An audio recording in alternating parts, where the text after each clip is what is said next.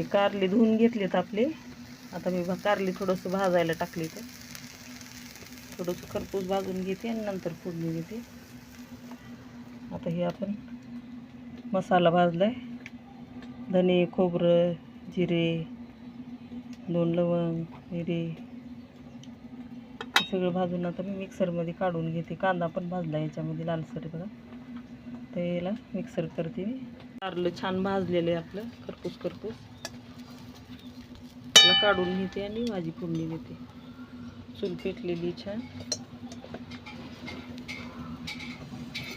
कुंड्यामध्ये काढते. कढई लाल झाली आपल्यामुळे तिथे जास्त छान कलर आलाय कारल्याला. कळणार पण नाही की कारल्याची भाजी एवढी सुंदर लागते. काकडी खाल्ल्यासारखं अजिबात कडू लागत नाही. न खाणारा माणूस खाईल, मुलं पण खातील तुमचे. आणि शरीरासाठी कारलं छान असतं. हे बघा, आता हे लसूण, कांदा सगळ्या मसाल्याची पेस्ट काढलेली भांड्यामध्ये मिक्सरच्या. आता मी तेल टाकते. कढई तापलेलीच आहे ऑलरेडी.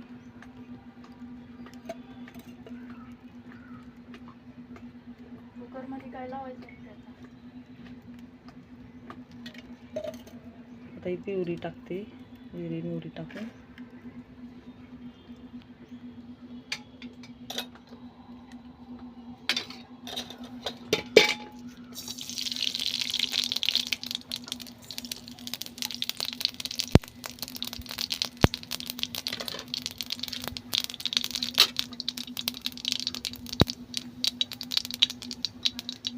बाळ आले.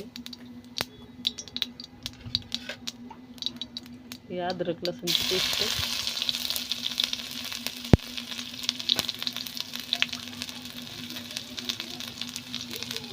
कोथिंबीर, कढीपत्ता.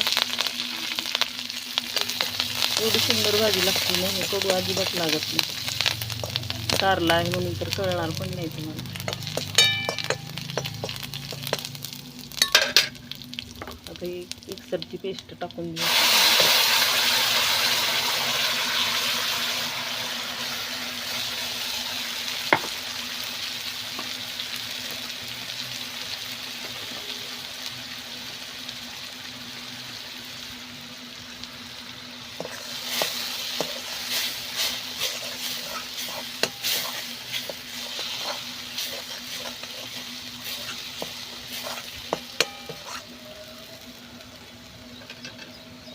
त्याला तेल सुटलं की परत घालू आपण सगळं. सुटलेले आता आपल्या मसाल्याला बघा छान.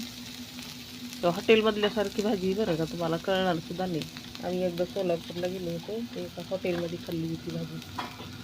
आता ही काळा मसाला 2 चमचे, थोडासा गरम मसाला 1 चमचा. आता हे कारलं टाकून देते मध्ये मी. घालून द्यायचं.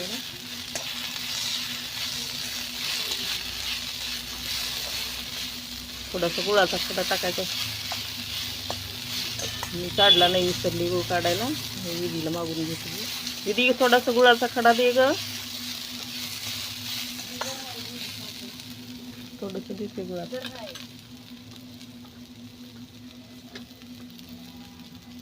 हळद पण टाकते थोडीशी.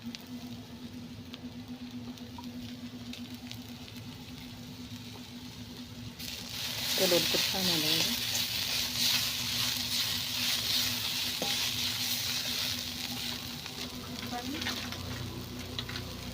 आता हे थोडं चिंचेचं पाणी, चिंच भिजवली होती 2-3 तुकडे.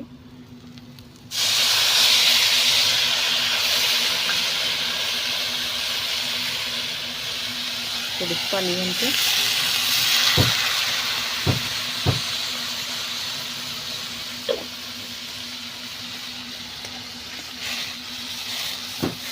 जसं गरज पडेल पाणी घालायचं. तुम्हाला जास्त रस्सा पाहिजे असेल तर रस्सा करा, थोडीशी सुकी पाहिजे असेल तर बरीच करा.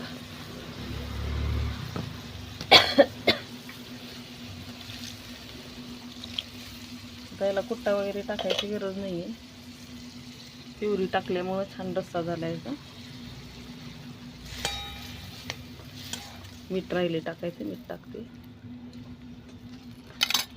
गूळ घालते मी, चवीनुसार मीठ.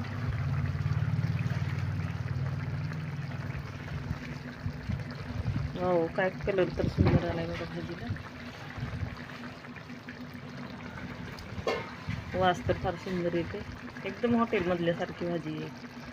तुम्ही करून बघा आणि मला सांगा कशी झाली ते. तुम्ही पण एकदा करा. थोडंसं शेंगाचा कुट्टा टाकला तरी आवडून येईल. गरजही नाही तशी, लागलं तर टाका तुमच्याकडे.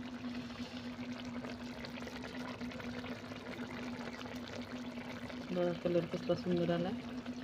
आणि त्यातली त्यात चुलीवर केल्यामुळे तर फारच सुंदर चव येते. आणखी झालेली आता आपली भाजी तयार झाली आहे.